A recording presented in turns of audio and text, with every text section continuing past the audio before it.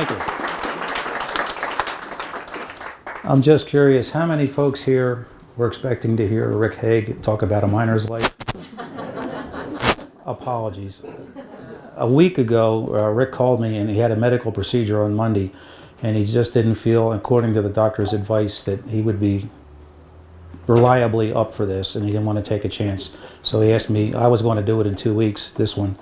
He asked me if I could step in. So there's not a whole lot of mining in this, a little bit, but this is about Summit County's narrow gauge railroads, and I apologize to the folks that were positive Rick Hague was going to give a talk about a miner's life. Last minute deal. Anyway, we put a book out, and you'll see that in a moment, on Summit County's narrow gauge railroads. There were 2 railroads in Summit County. Both of them happened to be narrow gauge. In the late 70s and early 1880s, as the mining boom really took off, railroads followed them, and these 2 railroads, the Denver Rio Grande and the Denver South Park and Pacific Railroad, built in narrow gauge. It was kind of an economical business decision. Narrow gauge was smaller than standard gauge, 3 feet between the rails versus 4 feet 8 1/2 inches. And you wonder where standard gauge came from, 4 feet 8 1/2 inches. Supposedly it goes all the way back to the width of the wheels on a Roman chariot. I don't know if that's true or not. But narrow gauge, it was cheaper, faster, easier to build in the mountains, and more conducive to mountain railroading. They could take steeper grades, sharper turns, and if you were in a hurry to get somewhere, and they often raced each other to Leadville or wherever they were going, you could go faster, accomplish a lot more with narrow gauge railroads. Eventually, narrow gauge railroads declined for a lot of reasons.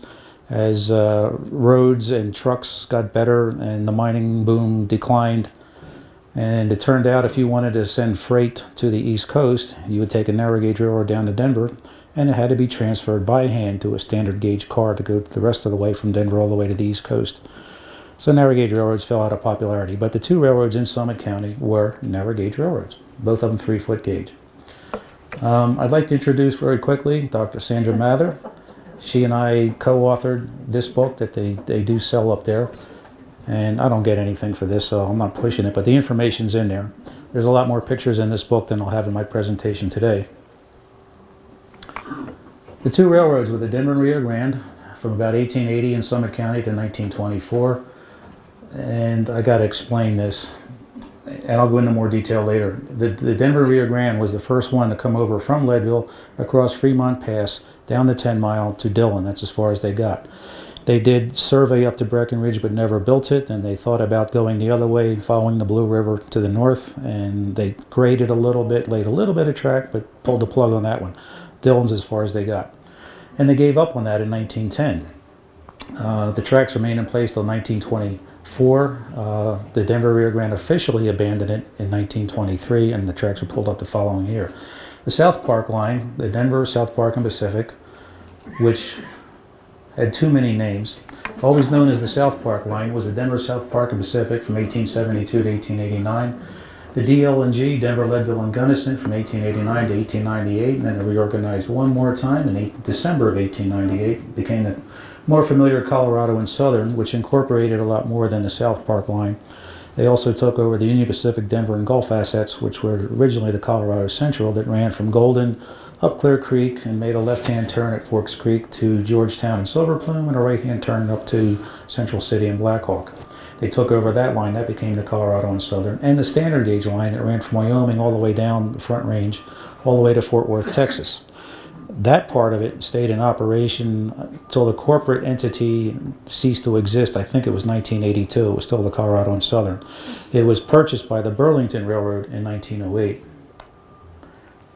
Anyway, the railroad with too many names, but always known as the South Park line. And just to make it more confusing, for a while Jay Gould and the Union Pacific owned the Denver, South Park, and Pacific, and it was known as the Colorado Division of the Union Pacific. Way too many names. Summit County. First railroad into Summit County was the Denver and Rio Grande, and I can't quite see it. Is that Fremont Pass over here somewhere? Yep. And they went down through Kokomo, Robinson, through Frisco, and at Frisco they went right past where the boat docks are down there, the marina, and down to the low part, which was Dillon. And of course Dillon used to be underwater, and now it's over here.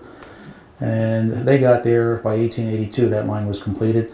And in the fall of 1881, the Denver South Park and Pacific decided to build from Como. It was just a stop on the line over there in Park County, and decided to build their own line to Leadville over Boreas Pass. And they got there in the winter of 1881-1882, down to Breckenridge in 1882. And they kept on building, and it took them until 1884 before they finally got to Leadville. For a while, they had built their line to Gunnison, and they went down into the Arkansas Valley, across South Park, over Trout Creek Pass, following what's today Highway 24, down to the Arkansas Valley. They arrived there in Buena Vista in March of 1880, before the Denver and Rio Grande even got there. They were coming up from the Royal Gorge. And the Denver Rio Grande ran the line that went through Nathrop, Buena Vista, and all the way up to Leadville. And Jay Gould, which owned this railroad and had a big influence on the Denver Rio Grande, negotiated the Joint Operating Agreement, which lasted 4 years, from 1880 to 1884. And that was when the South Park line finally arrived in Leadville on their own. And then that was the end of the Joint Operating Agreement. But what they did was both lines between Nathrop through Buena Vista and up to Leadville operated both trains on that line, and it was called the Joint Operating Agreement. Let's see. The two instigators behind all this were John Evans, second territorial governor of Colorado. He was the main driving force behind the Denver South Park and Pacific, and I'm sure you're all familiar with General Palmer. He was the main driving force behind the Denver and Rio Grande. The main reason, I got to talk about this for a few minutes. The main driver of the railroads running into Colorado, gold was discovered in Colorado in 1859, and Sandy, I want to ask your help on this. I have read in different history books, some say Idaho Springs, some say Central City. Do you know where they found it first? Anybody want to hazard a guess on that? Well, There's a monument in Idaho Springs that says they were first. in '58, they found it down where Denver is today. I don't In really- 1858, I got to back up a year. And then the '59ers is when the big rush was. But the rush was at a snail's pace. There were no railroads in Colorado until 1870. Right.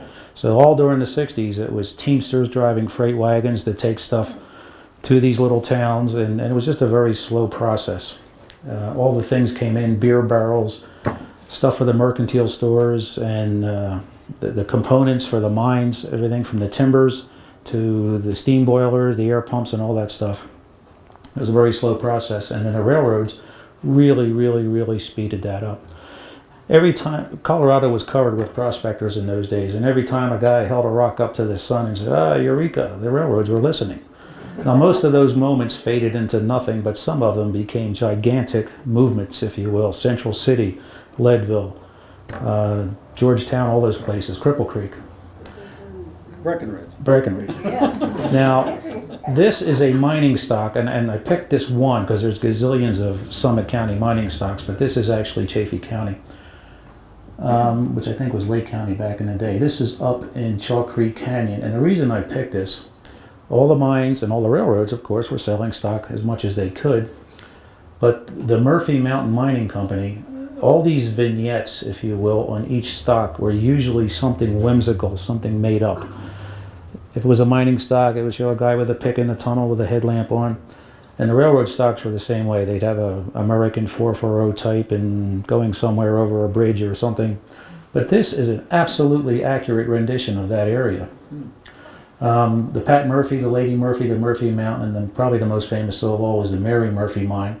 But this is Romley up in Chalk Creek Canyon. It shows the railroad, it shows the buildings as they appear in historical photographs, and this clearance was where the cable tramway and buckets went up to the Mary Murphy mine. But it even shows the steel bridge down here that is still there today. Pretty amazing. If you ever go up Chalk Creek, just above St. Elmo, you'll get to Romley. And until not too many years ago, you could drive across the bridge as the county road, but the creek underneath it kind of undermined the foundation, and they got worried about it being used, so now you have to tiptoe around it, but you can still drive past it and walk on it if you want to. But anyway, mining was the big driver. The railroads, of course, took advantage of whatever business was available along the line. When the towns popped up, they took people to the towns, the beer barrels, the whiskey bottles, ladies' dresses, everything, people, or coming out to go to the smelters. But they also did lumber, they moved stock, cattle, and sheep. Whatever opportunity was there, they took advantage of it. And as the mining boom was really booming, and this added gas to the fire, so to speak, the ability to bring in things in a far more timely manner than two horses plodding along pulling a freight wagon that would take all day to go 15 miles. Here's a Denver Rio Grande map, and except for the Kansas Pacific here, this is all the Denver Rio Grande system. And this little orange branch here was the Blue River branch of the Denver Rio Grande. The next one's a close-up of that. You can see Robinson, Kokomo, Fremont Pass, Wheeler, which I'll talk about again later, is basically the base of Copper Mountain today, and down to Dillon. Here's some maps of the development of the railroads, and this isn't all of them, but the primary years for this discussion are here. 1880, Denver Rio Grande went along the Front Range all the way down to Pueblo, up to Canyon City, through the Royal Gorge, through Salida, and we're building up past Nathrop and Buena Vista, all the way up to Leadville. And they actually got past Leadville in 1880, and the red line is the South Park line, went across South Park over Trout Creek Pass and down to the Arkansas Valley. And in 1880, they went down to Nathrop, and they were headed up to the Alpine Tunnel to go over to the Gunnison Valley. So that's as far as both railroads got that year. The following year, they got a little further. In the fall of 1881, actually it was probably before that, but they started construction of their what became known as the High Line to Leadville out of Como. So Como it graduated, if you will, from a stop along the line to a major junction point. That's when they built the roundhouse that still stands there today, the 6-stall stone roundhouse. Over the years, they added 13 more wooden stalls. Those are gone, but the stone roundhouse is still there today. And they got to the top of Boreas Pass that winter. The following year, which I'll show you in a moment, they got down to Breckenridge and a little bit further. And they were going up Chalk Creek Canyon, and the Alpine Tunnel proved to be a lot more of a problem. They were racing the Denver Rio Grande to Gunnison, but they didn't win. The Denver Rio Grande got there first. They bought Otto Mears Toll Road over Marshall Pass. And today that's a dirt road. You can drive that just like the dirt road over Boreas Pass. So in 1882, the South Park line got a little further down to Breckenridge. And the little settlement, if you will, of Dickey, it wasn't really a town, but today it's at the southern end of Dillon Lake or Dillon Reservoir, just behind the water treatment plant. And if you spend any amount of time here, the water levels go up and down, and when it's low, you can still find the footprints of the foundations of the buildings that were at Dickey. A depot, a section house, a tool house, an engine house, a few other buildings. And that year they finally got to Gunnison. And as far as they got was up to the coal mines at Baldwin. This is the Crested Butte branch of the Denver Rio Grande. And eventually they built another line a little further up to the coal mines at Floresta. I don't know if you're familiar with that, but that was a big coal mine. And finally in 83, well not finally, there's one more year to go. They got to Kokomo, moving up the 10 Mile. And following year in 84, they finally got to Leadville, and that was the total amount of South Park mileage for track, and the Denver Rio Grande was still building in various places. There was a lot more to the system south of this map. The South Park line had about 310 miles of track total. That's as far as they got, even though it said N Pacific on their stock certificates. And I think the reason they did that was just salesmanship. You know, in 1869, we just had the 150th anniversary of the Golden Spike Ceremony at Promontory. And that was the moonshot of the 19th century. So that was a big deal. And every burgeoning railroad after that said, N Pacific. Give me your money. Buy my stock.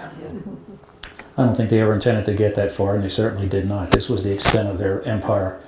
But the Denver Rio Grande kept on going over Tennessee Pass here, and they went all the way to Salt Lake City, and they went down into New Mexico all the way to Durango and Silverton. Advertising. Both railroads had many ways of advertising. They would print these books up and either give them out or sell them. And here's a couple more. This is an earlier one that had basically woodcuts in it, and Around the Circle was a publication with photographs in it that they put out every single year for many years. the drum up business.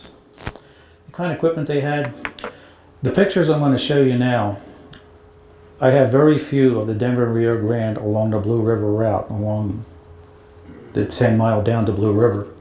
And the reason is, in 1910, there was a big change in both of these railroads.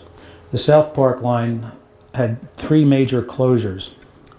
Alpine Tunnel had a cave-in, probably one of many, but they said, you know what, this is too hard, we're just going to close the tunnel in 1910. That cut off the Gunnison end. And basically all that trackage on the other side, when you come out of the Alpine Tunnel, you get down a big steep grade, 4% to Quartz, the town of Quartz, which was Quartz, Pitkin, Ohio City, and then Parlins, which is on Highway 50 today, east of Gunnison. You drive right through it on Highway 50 if you're on your way to Gunnison. But they turned all of that over to the Denver Rio Grande. And there was a washout in Trout Creek, another washout. These things happened all the time and they repaired them, but this time they said, you know what, we're not fixing it. So they abandoned that, and that cut off the Buena Vista part in the Arkansas Valley. But the CNS kept running trains from there up to Romley, that stock certificate I just showed you. There was a lot of work coming out of the Mary Murphy mine. So they had that as an isolated branch, and then this the South Park line. But they also closed Boreas Pass, which cut off Breckenridge from Denver. And the people on Breck were not happy about that. So they fought them in the courts, and it took, I think, about 3 years. But they finally forced the Colorado and Southern to reopen Boreas Pass and reestablish the rail line from Denver all the way to Breckenridge, in fact, all the way to Leadville. But what I'm saying is in 1910, the DNRG basically walked away from this because they gave the Blue River branch, their Blue River branch, to the South Park, the CNS. And I don't know if the South Park ever ran any trains on it, but the track remained in place. And finally, in 1923, 13 years later, the DNRG said, we are done with that track, it's all over. And the following year, in 24, they pulled the track up. So basically, Denver and Rio Grande equipment stopped running in Summit County in 1910. And there's very, very few pictures. So I've got a few of those and a whole lot more of the CNS, the South Park line, in Summit County. This is one of the typical one of the engines that they used, a little 280. These were, the designation of it was C16. C class was a 280 consolidation, and 16 stood for tractive effort in thousands of pounds, 16,000 pounds of tractive effort. Coaches, this is one of their earliest ones, but typical of what the steam cars looked like back in those days for both railroads. And they were very nice inside. This is a picture of an old DNRG car out of Durango that's running today.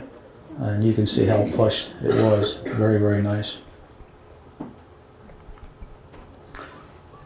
What is this? Climax, okay. Now I'm going to try to go in the order that the railroad appeared in Summit County. DNRG was first. They started at Fremont Pass and worked their way east down to Dillon. So in this map, this is 1918, Interstate Commerce Commission map. This is the DNRG, and they were parallel over Fremont Pass. And this is the South Park line. And they were side by side at the top of the pass. As they went down into Lake County, they did a U-turn here, and you can see the DNRG as they went down to Leadville, and the Colorado and Southern had a wider turn, and it doesn't show on this map. But that track is still there today. It's the Leadville, Colorado and Southern Tourist Railroad, and it runs from Leadville almost to the very top of the pass. It stops right in here. But you can ride that today from the original depot. If you were on top of Fremont Pass and looked on the Lake County side, this is what you would see.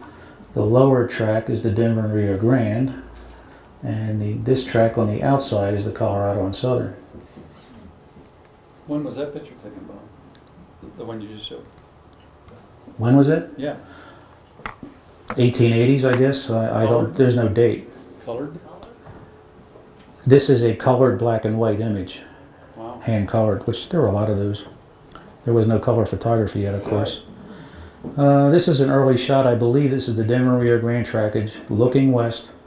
The county line would be right at the top here, and the South Park line would be over here, and I don't see it, so I don't think it's there yet. This would be 82 or 83. A little further down, this is what the trackage looked like. And this is a very low resolution image of a painting of Robinson. And it's kind of whimsical, it's not totally accurate, but this is totally accurate. This is a photograph of the main street of Robinson. Where was that at relative to Breckenridge? Have you ever driven up 91 over Fremont Pass? You know where that overlook is, and it talks about the, what was it, Elks Lodge or International Order of Odd Fellows or something? There's a stone marker there.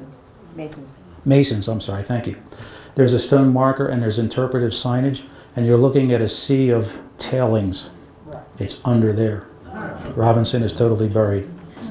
Has been for a long, long time.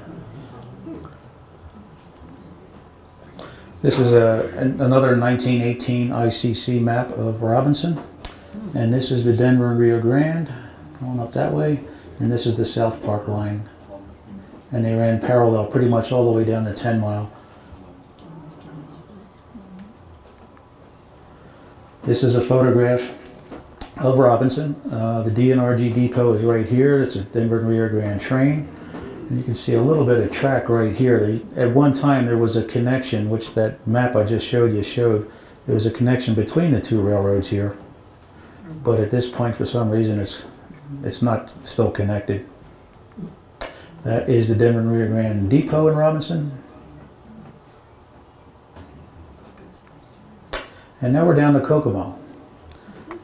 And I got to say this about Kokomo. Every history book says Kokomo is buried under the tailings of the Climax mine. It's not true.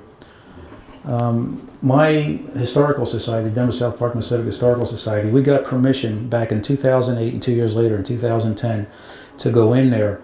The price of molybdenum had dropped and the mine was dormant. Today you can't get in there because they're going crazy. But what you're looking at is Kokomo is on the hillside. The town of Racine is, it looks like one town, and it basically, for all practical purposes, it was. But technically this was Racine and that was Kokomo.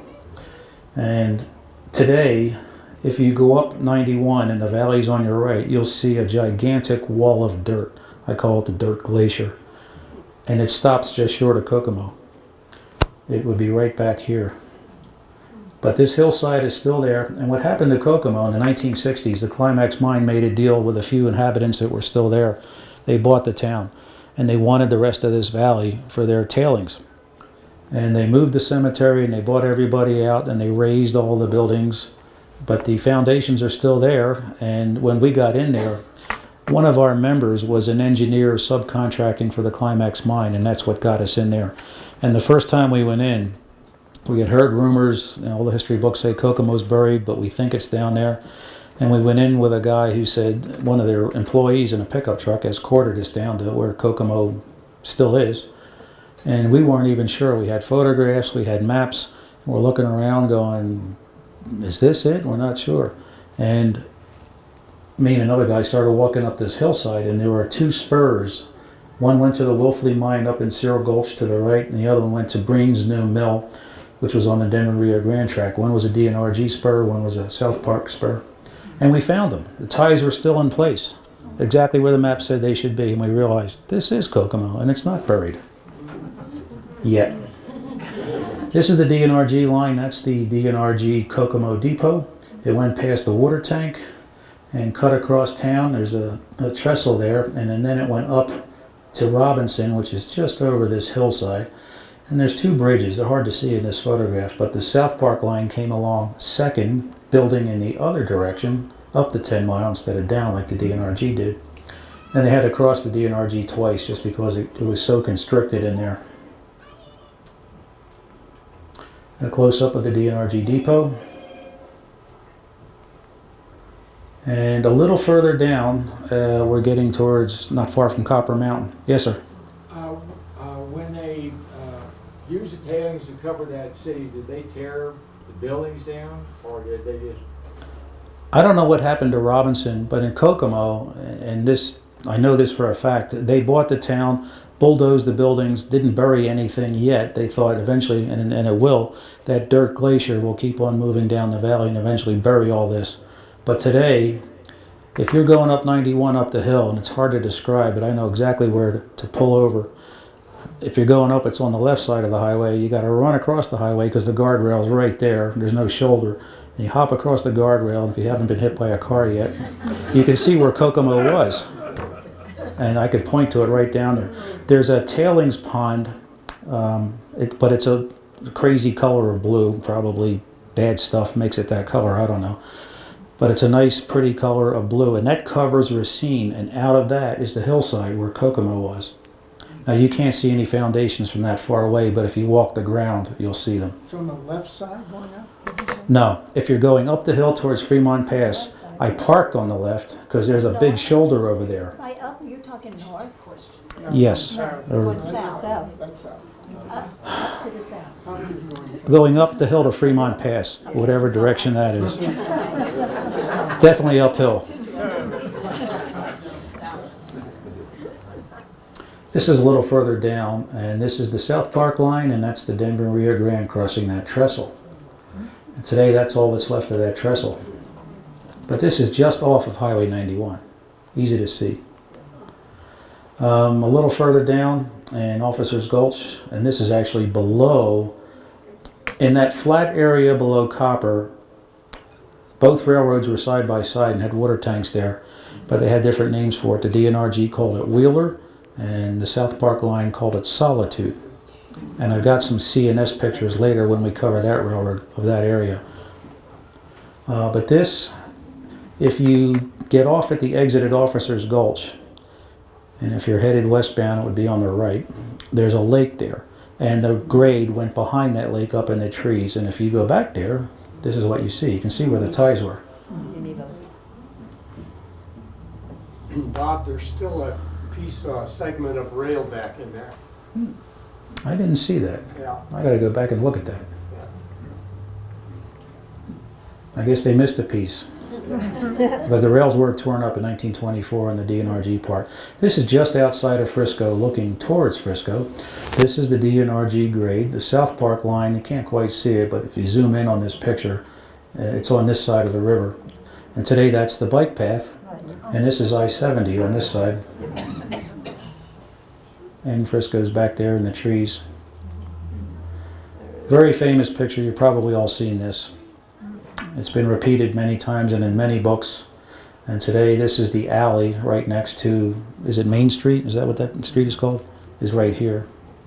And this was in the alley, but between that and the next street. Helena. Galena, thank you. And they made a colorized version of this. I wonder if those kids had any idea we'd be looking at this 100 and some years later. Okay, the Denver and Rio Grande got as far as Dillon and went no further. This is a 1918 ICC map from the Colorado and Southern. And this line here, here's the depot, and that was built by the DNRG, but it was used by both railroads. And the DNRG ended basically right here. The line kept going a couple of miles up to Keystone, and that's as far as that got, and we'll cover that part later.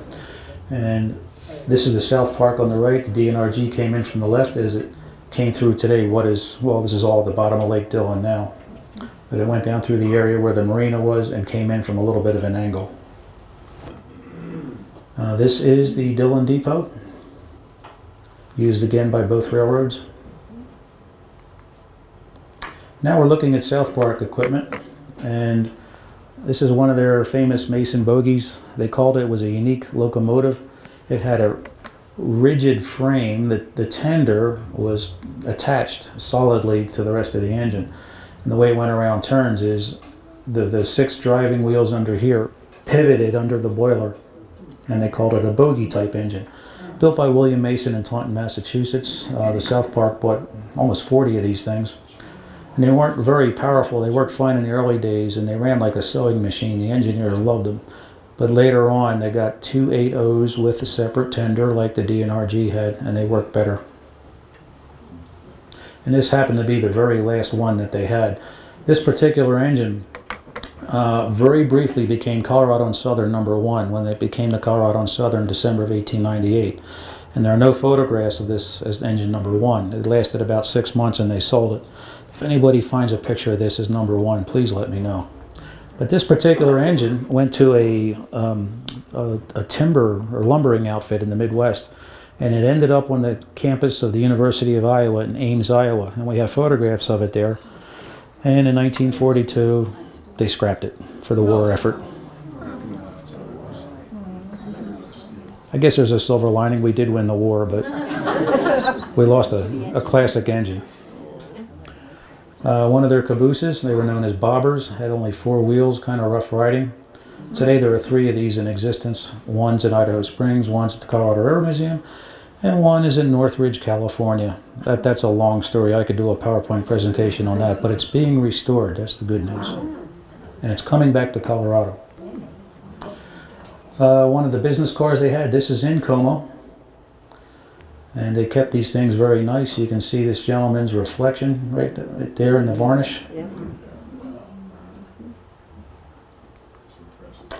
This is a neat story. South Park Zephyr. In April of 1937, the CNS got permission from the courts to finally abandon the South Park line. And basically they tore the track up from Fremont Pass all the way back to Denver. And of course the part from Fremont Pass down to Leadville stayed in place. Standard gauge in World War II, and it's still there today. But 3 residents of Como, Gene and Claire Dugan, some brothers, and John Riesedel, if I'm saying that right, acquired a Model T. This track was laying there in the spring of 1938, and they converted it to run on 3-foot gauge rails. And they took this thing all over the line. Mr. Riesedel did a nice article on how they did this and the adventures they had, and it's in the 1985 issue of the Model T Ford magazine. But one of the things he mentioned was they took it up past Kokomo to past Robinson and tried to get to the top of Fremont Pass, but couldn't because in 1938 the Climax mine was already burying the track with those tailings. But they also took it down into the Platte Canyon, up to Fairplay and Alma, and drove it all over the place. And eventually, in 1938, later that summer, the rails were being pulled up from Fremont Pass, down the 10 Mile, through Frisco, Breck, over Boreas, and finally down to Como. And that was the end of the South Park Zephyr. Sorta, kinda. There's a gentleman building another South Park Zephyr for what's going on over in Como. Jeff Badger, he's the chief mechanical officer at the Georgetown Loop Railroad. He loved this thing. We don't know what happened to the original, it's long gone. But he acquired a Model T, and he's actually building a golf cart out of it. Because they're cantankerous, hand start, and do it wrong, it'll break your arm and all that. He's actually putting an electric motor and some batteries in it. And he's actually putting the speaker behind the radiator to spit out Model T sounds. But this will be running in Como next year. On the rails? On the rails, absolutely. Okay, going from Como over to Summit County now. We're still in Park County. This is Davis Overlook. There's Como in the background, and I won't get into the Park County history too much, but in the background was the coal mining town of King, and the railroad did run down from Como down to King. They dug a lot of coal out of there until 1893 when there was a big gas explosion, killed 23 miners. And they picked at it after that, but that was pretty much the end of the coal mining town of King. Here's a 1918 ICC map of Boreas Pass. And Bill, I gotta say this, Bill Fountain here just confirmed, I helped a little tiny bit, that this was originally called Breckenridge Pass until the railroad built over it and renamed it Boreas Pass. This is the Park County side, and this is the Summit County side. This was the engine house atop the pass. We're looking into Summit County from Park County here. This burned down in the early 1900s, and there was a turntable inside to turn the helper engines. There was a 4% grade on each side, from Como up to Boreas and Boreas down to Breckenridge. And a long freight train or a long passenger train needed help, so they would have helper engines either on the front and or the back. And if the helper engines got it to the top, they didn't need help anymore, so they would uncouple, turn inside the roundhouse, and go back down to whichever side they started from. Could be Como, could be Breckenridge. This is the original section house atop Boreas Pass, which has been rebuilt by the Forest Service, I think in the 1990s. Is that right? Maybe 80s. I think 90s. Probably not. This building is gone, but it still looks like that today, and it had fallen into extreme disrepair before they restored it. The roof was gone and looked like the walls were about to fall over. You could tell what it was, but it was pretty sad. But today, it's a nice visitor center. So if you drive over Boreas, stop there. Here's Boreas in the wintertime. Under there somewhere is the post office. He took the sign off the building and put it on the snow. And that's the section house in the background. Sandy, do you think this might be the 98, 99 winter when the worst of the snow? Could have been, easily. This is the snow shed at the top, which in later years wasn't there, but in the early years they had a snow shed at the very top. You're looking eastbound, but basically south towards Como. And it says not winter, and it's pretty obvious because when it is winter, it looked more like that. And again, the snow was so deep on this one, everybody that knows local history knows the winter of 98, 99 was the worst one of all. The trains were cut off from Breckenridge for about 3 months, 78 days, 2.5 months. And the railroad was working every single day to try to clear the track, and the people in Breckenridge were getting desperate. They ran out of beer bottles, they ran out of food. Things were getting bad. And this looks like that kind of a winter. There are other photographs we have, especially in the Curtin area, just outside of Frisco, where it was prone to snow slides. And after an avalanche, the snow would look that deep. This area is not prone to a snow slide. This was natural snow. You can see the imprint of the rotary snowplow there. And what they would do is, the guys up top, the rotary snowplow could clear the snow as high as it was, but this is higher. And it couldn't make a tunnel. So what they would do is these guys would shovel snow down onto the tracks. And just because that was the easiest place to put it, then the snowblower with this gigantic industrial strength snowblower would come in and throw it out over the side. And there it is. This is down in Como. I've seen this picture marked 1898. It's not, because the Pacific Hotel burned down in November of 1896, so it's prior to that. But this is in Como. Does anybody know what their horn sounds like? Sounds like a Toyota.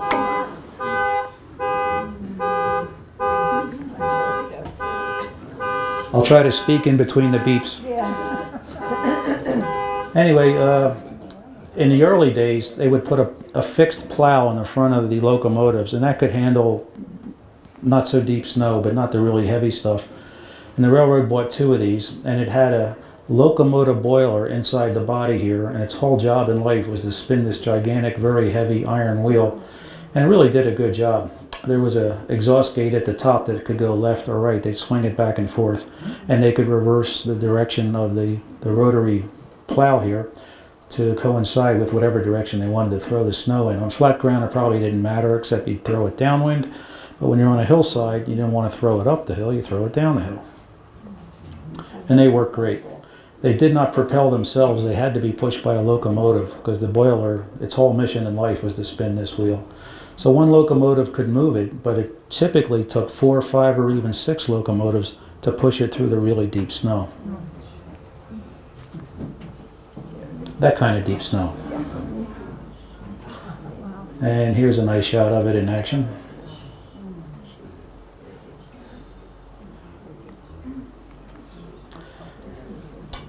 This is atop Boreas Pass, and this was a snow fence. There was a series of these up there.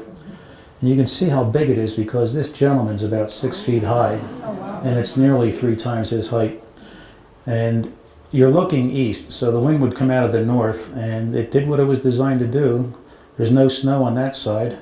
It's all on this side. The wind would blow right over the top and dump the snow there. Another shot of a group atop Boreas Pass. You can see one of those fences in the background.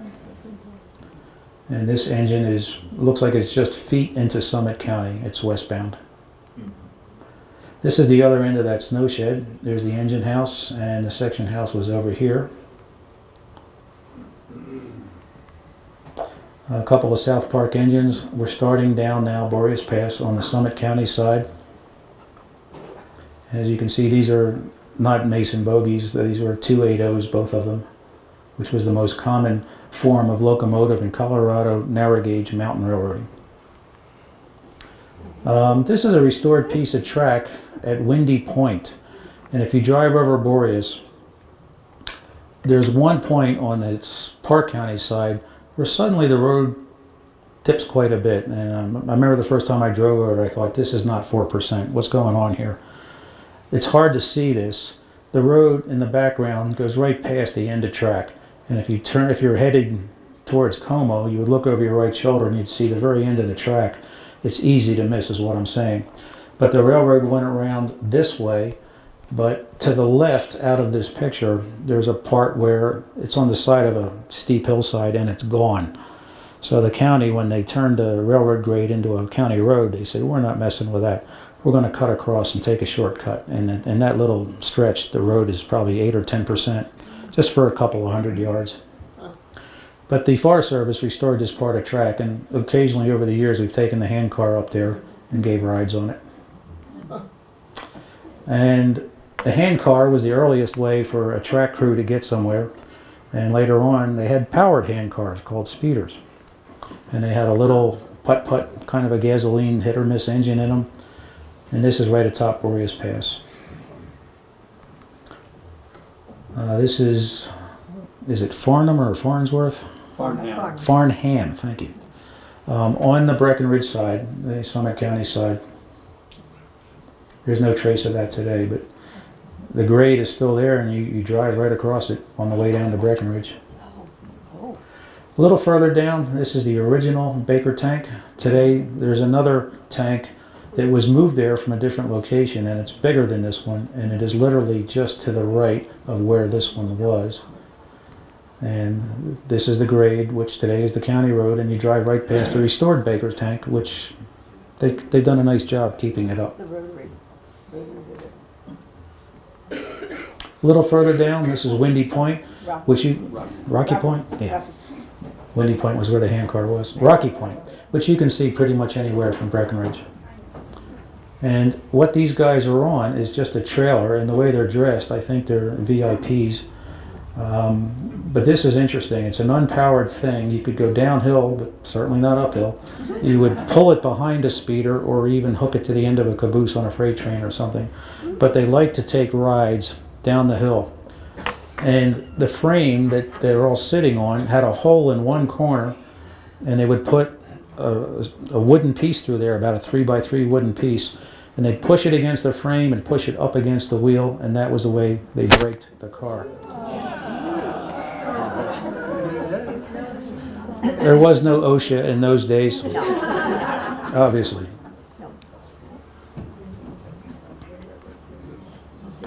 Pretty much the same spot looking the other way. Some ladies on the rocks having a picnic, I guess, at Rocky Point. And this is a map of the Breck area. Rocky Point right there, and the track went down here and made a left, and it doesn't show it on there, but Washington Spur is right about here, Mayo Spur is over there. Barney Ford Hill, which you all probably know was called something different in the early days, over the Gold Pan Trestle, which today has been filled in. The trestle's no longer there, and they put a big galvanized pipe for drainage underneath it, and it's just, you're driving on a road, the Boreas Pass Road. This lower part of it that you drive on today is all paved, and somewhere up in here it turns to dirt. And then it went down through Hookeye Curve. Today, the road, if you drive out of Breckenridge up into Illinois Gulch and you're driving the Boreas Pass Road, it cuts off about here and just cuts across here. It eliminates Hookeye Curve. But if you look down here, you can see where it was. Out of Illinois Gulch. The Gold Pan shops were right here, and today that's Ridge Avenue. And then it went through Breckenridge down to the depot. We'll get there in a minute. This is an interesting shot of a lineman doing his job, Charlie Squires, and I don't know why, but there's a bunch of pictures of this guy. And here he is. This is near Rocky Point. It's just to the left. The track went down here, it's right there, around Barney Ford Hill, down into Illinois Gulch, Hookeye Curve, and over to Breckenridge, which is right there. Here he is down in, I think this is Lower Trout Creek Canyon, because it was very constricted down there and the telephone poles weren't straight up and down like they are in most places. It was sticking out of the rock. But it's interesting how nattily he's dressed with a pipe in his mouth. Like he's posing for GQ or something. I don't know what he's doing. Here's a slightly clearer shot of the same area. 2 shots ago we saw him on one of these telephone poles. This is an eastbound going up towards Boreas Pass, and again the track goes off to the right out of the picture. Down along here, Washington Spur, Mayo Spur, around Barney Ford Hill, down into Illinois Gulch, around Hookeye Curve, and into Breckenridge, right back here. This is on Barney Ford Hill, and today this is where you drive. It's where the road is. There's Breckenridge right there. This was Barney Ford.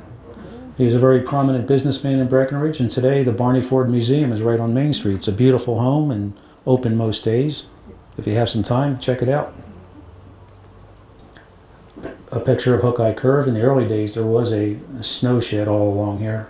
A lot of the snow sheds didn't last very long. They tended to burn down from sparks from the smokestack, and they got tired of replacing them. And that was too, later on when they had the rotary, they could deal with the snow much better. Today, this is the site of the railroad park. It's right in here. And there's a lot of homes over here, but this is going up into Illinois Gulch. And all that smoke up there, there was a train climbing Barney Ford Hill.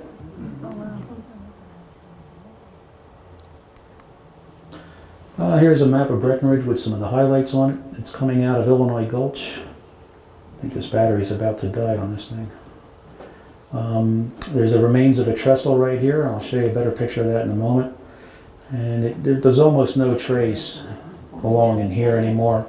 Although the Y, where they would turn an engine, is still there. The gondola is right there and it goes right over the Y. But if you wanted to check that out, you would turn here, park in this parking lot, go into the weeds, and you'll find the grade. It's a little bit higher than the surrounding ground. You can see where the ties were. It's pretty thick vegetation, but if you cared enough to go back in there, you'd see evidence of where the Y was, but the rest of it is long gone. Here is that gold, or not the gold pan trestle, but this is the gold pan shops in the background, Barney Ford Hill and the track up there. And this was a very prominent trestle, and today there are 3 of these bents still surviving just off of the Highway 9 bypass, and that's what it looks like today. The bypass crosses this bridge.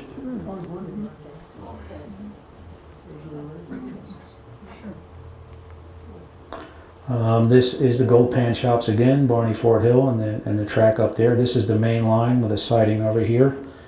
And the reason this building is curved, there was another track that went right around the edge of it on this side. This is an interesting shot. The last photo in this one are part of a series taken by Dr. Clinton H. Scott. The H stands for H. That was his middle name, the letter H. He was a surgeon, came from Pennsylvania, arrived in Como in 1885. He was the railroad surgeon for many years. And he also lived in Breckenridge for a while, and I'm going to show you his house, what I think was his house, in a moment. But he took this picture, and Maureen Nichols identified this. A prince from, I don't know if it was Bavaria or Germany, Prince Philip Ernst. And that's the short version of a very, very long name. I couldn't even pronounce the rest of it. But he was visiting Breckenridge, and this is his entourage arriving in Breckenridge. I suspect that's not him, probably part of his party. He's probably already down in front of these folks. But this is right by the gold pan shops. Testing the rotary. This picture was taken in Breckenridge. You can see it's in a blur here. Getting ready to go out and try to clear the line. The Breckenridge Depot. We are looking north here. Today this is a parking lot for the ski area. Looking in the other direction, now the depot's on the left. This was the Kilton ore sampler. This would be an eastbound train going up to Boreas Pass. A map of the depot area. There's the depot there, Kilton ore sampler there. There were 3 tracks in front of the depot. A couple shots of locomotives in Breckenridge. These were also taken by Dr. Clinton Scott. These came directly from 5x7 glass plate negatives, which had started to deteriorate. You see areas like this on almost all of them. But amazing detail. You can really zoom in on these things and see a lot of detail. Here's another one. And the next one I'm going to show you is a close-up of these four guys. They don't look like they're having a lot of fun, do they?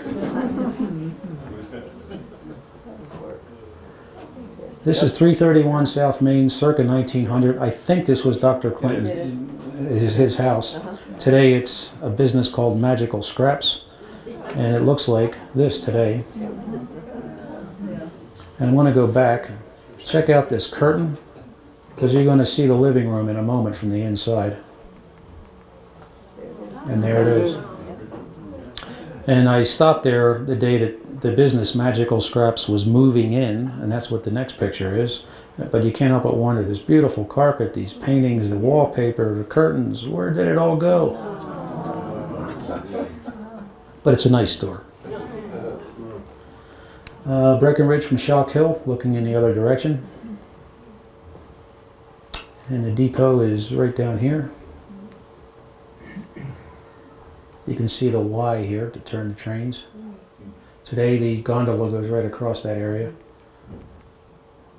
A little further north, I've been able to match this up, and Coin Valley Road is literally right where this blue is, just off of this image. Creek's still there, of course, and the blue, and the track was just on the other side of it. And these are a couple of, they're called hydraulic elevators, I think. That was a Ludlam, not a, not like the. Would you tell them a little bit, Bill? Because I don't know what these are. Well, this was another means of placer mining to get down to bedrock. They would dig a huge pit that's just on the other side of those buildings, and they would bring water through hydraulic pipe down, and down in the pit they would have monitors that would be washing the hills, the side, and directing it into The elevator. the elevator that brings it up to the top and go through the sluices. They weren't successful. Well, here they're not even finished. They're still building them.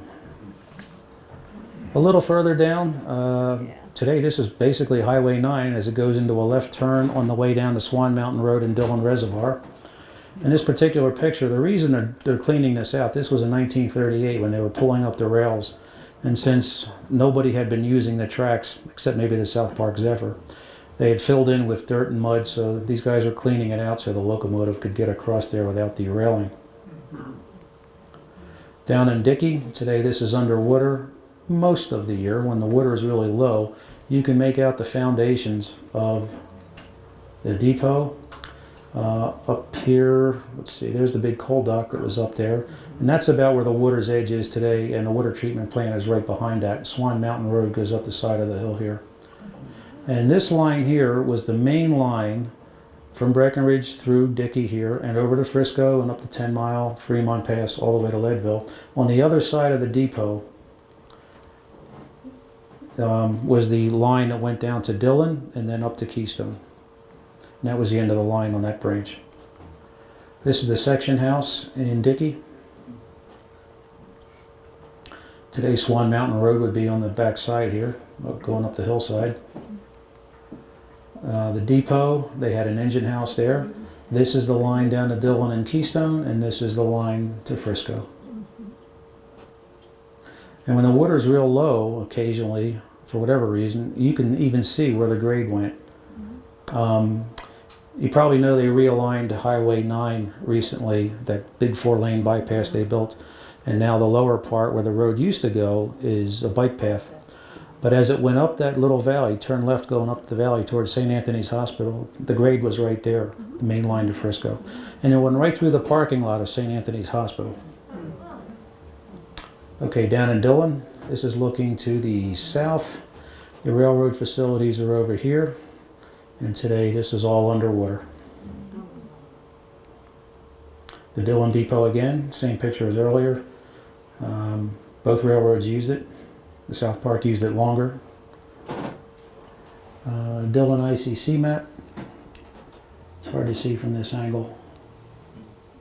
And I think some of it is off the screen, but here's the line up to Keystone. The depot was right over here in the beginning of the curve. And what's interesting too is there was a bridge there, and it crossed literally the confluence of 10 Mile Creek, the Snake River coming down from Montezuma and Keystone, and the Blue River coming down from Breckenridge. This is 10 Mile, this is the Blue, this is the Snake. Basically, they all come together right there. And the winter was, from there on out, it was still called the Blue. Dillon in 1938, before they built the dam and the reservoir. And, God, it's hard to see from this angle, but I think... Folks, I'm going to take about 10 seconds to get another laser. This one's had it. It's in that box.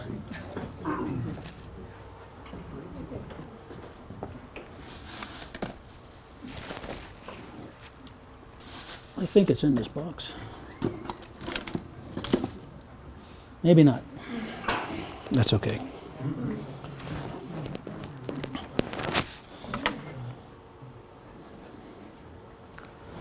Your finger's in the way, Bob. On the end, there you go. Does that do it? That's not a dead battery, it's a dumb finger. There's the grade. The depot's right over in here. I think I'm looking at this right. It's really hard to see from this angle. But Dillon's over in here. And this is before they built the dam, and then it started to look like this. So Old Dillon was basically right in here. And right up in here is where it turned right, went up this arm of Lake Dillon. This little area was known as Colligan to the railroad. I'm not sure why. There's almost no information on it, but on the map it says Colligan. And it went up to Keystone up here, and that was the end of the line. The railroad had considered going beyond Keystone all the way up to Montezuma. And if you've ever driven up to Montezuma, you wonder how in the world would they get a railroad up there. That would have been quite an undertaking. That Keystone's as far as they got. And of course Dillon now has been moved over to here. This trestle, they took it out at some point when the water's low. You can see where the trestle was. When the water's all the way up, this is underwater. But excluding this scene hasn't changed a bit, including that little pyramid hill there. And right in the background here, today it's highway, is that 6? Yeah. This is a great shot. Another Dr. Clinton Scott image. And you can count on one hand the number of photos of the Keystone Depot and the rail yards when there was a rail yard there. And I think you'd have a couple of fingers left when you were done counting. I got this off of eBay, and it just said Colorado Ranch or something inconspicuous. They didn't know what it was, and I didn't know what it was. I bought it anyway. And when I blew it up, I couldn't believe what I had found. But there's the depot, which is still there today in its original location. Today it's the Keystone Riding Stables.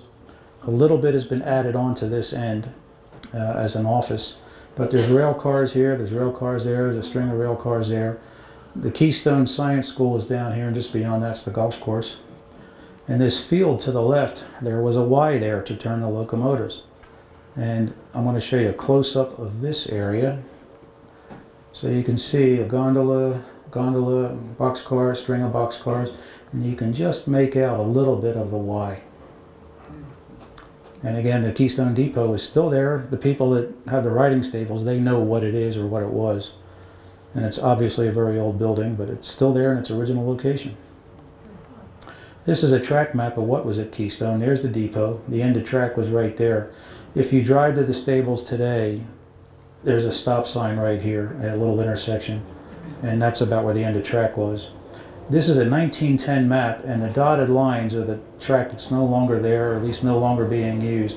But the Keystone branch, the solid lines, stayed in operation for quite a while, because back in here there was a sawmill, and they did a lot of business sending out cut timber, which the next one will show.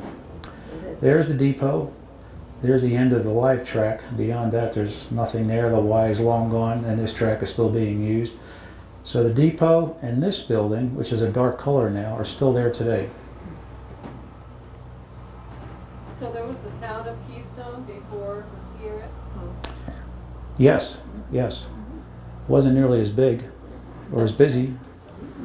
This is a piece of rail we found in the weeds at Keystone, And it shows that this rail was made by Joliet in Joliet, Illinois, and it was made in 1881.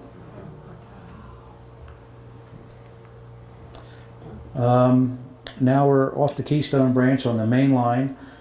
This is the only known photo of the kilns that were along the right-of-way, and clearly in this photo, which is about 1898 or 99, again taken by Dr. Clinton Scott, they're obviously not being used anymore. The rotary is clearing the main line, which today is the bike path, and there's heavy trees around here, but there's also an interpretive sign, if you've ever been down that path, that talks about the kilns. And if you walk back into the weeds and trees, you can see the outlines of where the kilns were. Right back here would be the parking lot of St. Anthony's Hospital. In almost the same location, looking in the other direction, here's an eastbound train coming up out of the Frisco Depot, which is down the hill in the background. So again, as I'm showing you the Colorado and Southern pictures, we're going in the other direction the way it was built, westbound. Here's a map of Frisco. The depot is right here. There's a loading platform there and a bigger one there. This is the South Park line here. It kind of wrapped around the mountain there, and the DNRG was over here. Today I-70 comes right through here. And right about here, before you get on the interstate off of Main Street, there's that parking lot for bike riders or hikers or whatever. And if you park there and you walk across a little bridge, you are on the grade of the South Park line. Back then you get hit by a train, today you get run over by bicycles. That's the first depot, which was just a converted car. Today there's a wooden fence here and a home right behind it, but this hill is still there. It's heavily treed. It's almost hard to see the hill, but the hill is still there. This is looking westbound now. This was the second depot, very small, but that replaced the converted car that used to be there. And in the background, this little white rectangle is the Frisco sign. The sign is gone, but the two supports that supported it are still on the hillside today. So if you walk the bike path and you see, if you're headed eastbound, on the left side, coming out of the hillside, there's two black pipes, and they were actually boiler tube pipes from a locomotive that had been used up. And all the station signs were made out of these things. They'd flatten one end, drill holes in it for the sign, and there were two poles sticking up, and the original poles are still there today. Easy to miss, but if you look for them, they're there.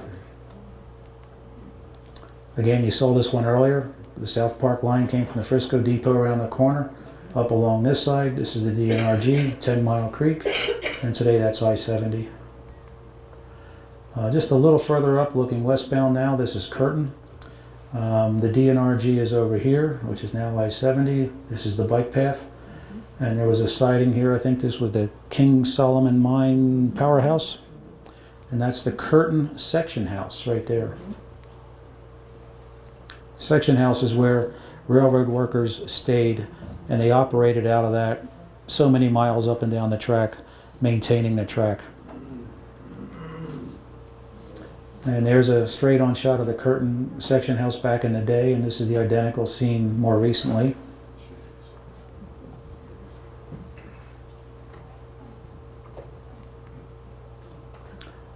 This is a rotary at the area that was known as the Curtin Slide. It was really just west of where the section house was. And again, you can see how deep the snow is here. So it'll go as far as it can before it starts trying to dig a tunnel. It'll back out. These guys will throw snow down on the tracks. It'll come up again. And they would repeat that process until it was all done. A little further up, just above Curtin, you can see the track goes up to a cut in the hillside. And the railroad had problems with this. It kept filling in with snow, so they bypassed it. And over here you can see a little wagon road, and they literally cut across the old wagon road and cut this part out as they went up the 10 mile. And today, if you go down the bike path, this is heavily treed. It's easy to miss, but suddenly the bike path jogs to the right and kind of does a slow left turn. And if you go back in the weeds or climb up over the hill, you will see this cut is still there today, where the railroad used to be when this picture was taken. And today, it looks like that. And a little further up, there was this scene, getting towards Officers Gulch now. And today, it looks like that. In the fall. A little further up, and we're almost at the base of Copper Mountain now, and this is looking back east down the grade towards Frisco. DNRG's over on the left. This was a January 1929 photo, and the DNRG grade is there, but the tracks have been pulled up in 1924. And this is Solitude on the Colorado and Southern. You're looking eastbound down towards Frisco. And this is the flat area that today is the base of Copper Mountain. The DNRG facilities were to the left of this photo. They also had a water tank there. And they called it Wheeler for some reason. Oh, merchant. It was a merchant who was there. He settled that area. Wheeler settled that area. He was a merchant. He was a Judge Wheeler. He was a merchant. And Judge Wheeler. yeah, That explains it. He had all sorts of enterprises going on over there. We saw this picture earlier. Copper Mountain is down in the valley now. We're above that. This is the South Park grade, and this is the DNRG grade. The DNRG remains of that trestle you just saw. And here's a cool shot of Kokomo.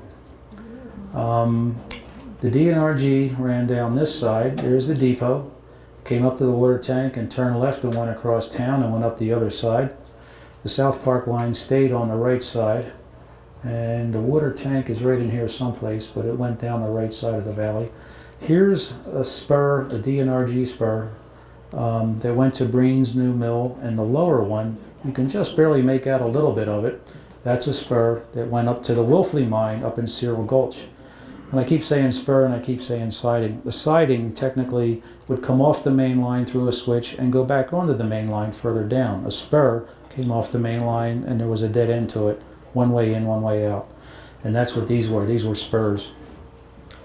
And that day in 2008, when our group started climbing up this hill, we found the remains of both of these spurs, and it was so obvious that that was the railroad grade. Some of the ties were still there. But what's really cool, check out this rock, that rock with a little cross on it, and this rock with a dead tree stump in front of it. We found that spot. So this was Racine down here. It is truly no longer there, but Kokomo was on this hillside. We thought that was really cool when we found that spot. I had the picture in my hand. I said, these rocks got to be up here someplace. And today, Colorado 91 goes up this hillside over here. This is all private ground now, and today it's very busy because the Climax mine is really in full production. Okay, different view of Kokomo. This is the Denver and Rio Grande grade underneath, the South Park line on top, an eastbound train crossing the trestle. And we were able to recreate this photo. There's the hillside where the trestle started and went across. Of course, the trestle's long gone. This was the Denver and Rio Grande grade. And after the tracks were pulled up in 1924, this was the first Colorado 91. They used this as the county road. Again, Racine was off to the right and Kokomo was on the hillside. This was the depot built in 1895, Kokomo Depot. And later on, around 1913, it was on a spur off the main line that went to downtown. So we call this the downtown location. The track ended a few feet to the left, right up against the Denver and Rio Grande tracks. Well, later on, they took the depot and moved it out to the main line about a quarter of a mile away. I'm not sure why, but that's where it spent the rest of its days. And this is a grainy picture, but a cool picture of the South Park Zephyr in front of the Kokomo Depot out on the main line.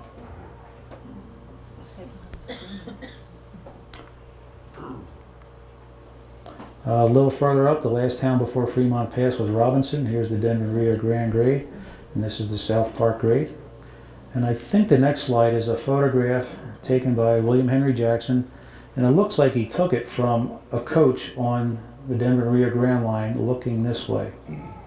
And you'll see, I'll show you in a moment, when in that picture, the South Park line depot was just a converted car body like you saw at Frisco, their first depot.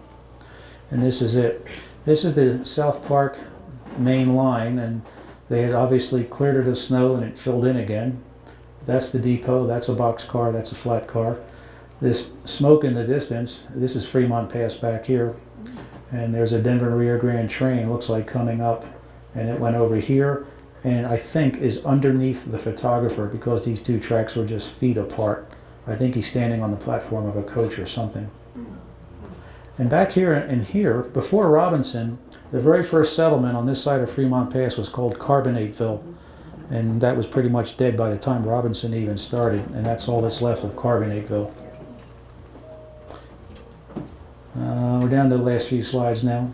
This is a South Park train on the South Park line. There's the Robinson DNRG depot. Their track was right in front of the depot. This turned to the right and they paralleled each other as they went down to Kokomo. And all of this is under the tailings today. And this is Climax on Fremont Pass. One of these cars in the background was Denver and Rio Grande. I don't know what year this picture was taken, but oftentimes DNRG cars would be on the South Park line and vice versa. So even though if this was taken after 1910 when the Denver Rio Grande wasn't running trains anymore, it wouldn't be that unusual to see a DNRG car on the South Park line. But this is a fitting title for the last slide of the presentation because now we go into Lake County and that doesn't count today. That's it. Thank you. I'll take questions.